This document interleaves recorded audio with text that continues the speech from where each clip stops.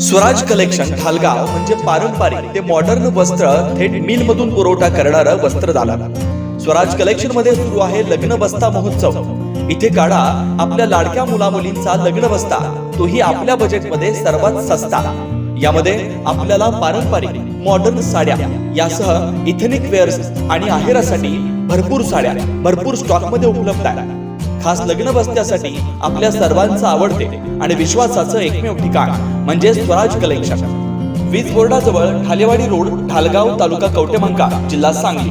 संपर्क 7756 046 177.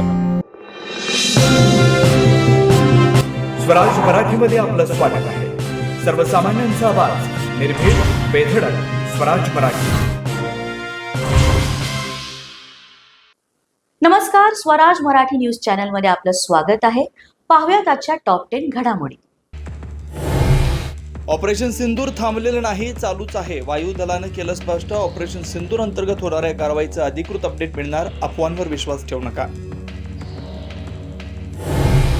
भारत पाकिस्तान शस्त्रसंधीच्या पार्श्वभूमीवर पंतप्रधान मोदींच्या निवासस्थानी बैठक. 2 तास चाललेल्या बैठकीत तिन्ही दलाचे प्रमुख, संरक्षण मंत्री, परराष्ट्र मंत्री उपस्थित. काश्मीर प्रश्नावर तोडगा काढण्यासाठी काम करेन. शस्त्रसंधीनंतर अमेरिकेचे अध्यक्ष डोनाल्ड ट्रम्प यांचं वक्तव्य. अमेरिकेमुळे शस्त्रसंधीचा ऐतिहासिक निर्णय झाल्याचा अभिमान वाटतो, ट्रम्प यांची एक्स पोस्ट.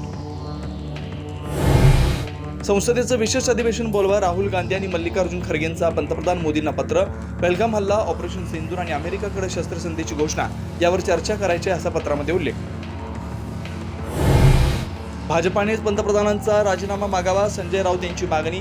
शस्त्रसंधीची घोषणा करणारे ट्रम्प कोण, असा सवाल. देशाला पडलेल्या प्रश्नांची उत्तर द्यायला सर्वपक्षीय बैठक बोलावण्याची मागणी. शस्त्रसंधीनंतर जम्मू काश्मीरसह अमृतसर, जैसलमेर मधल्या बाजारपेठा खुल्या. जनजीवन हळूहळू पूर्वपदावर, तर पाकिस्तान विरोधात नागरिकांमध्ये मात्र तीव्र संताप. बांगलादेशच्या माजी पंतप्रधान शेख हसीना यांनी अंतरिम सरकारचा मोठा दणका. दहशतवाद विरोधी कायद्याअंतर्गत आवामी लीग पक्षावर बंदी. राष्ट्रीय शिक्षण धोरणाची राज्यांवर सक्ती करता येणार नाही, सुप्रीम कोर्टाचा निर्वाळा. हिंदी शिकायचं असेल तर दिल्लीत शिका, याचिकाकर्त्यांना ठणकावलं. मालवणच्या राजकोट किल्ल्यावरील शिवरायांच्या नव्या पुतळ्याचं लोकार्पण. शिल्पकार राम सुतार यांचं मुख्यमंत्री फडणवीसांकडून विशेष अभिनंदन. सिद्धिविनायक मंदिरात आजपासून हार, नारळ, तर तुळजाभवानी मंदिरात पर्स बॅग नेण्यास बंदी. शिर्डीच्या साई मंदिरातही फुल आणि हार स्कॅन होणार. आजच स्वराज मराठी न्यूज चॅनलला लाईक करा, शेअर करा आणि सबस्क्राईब करा.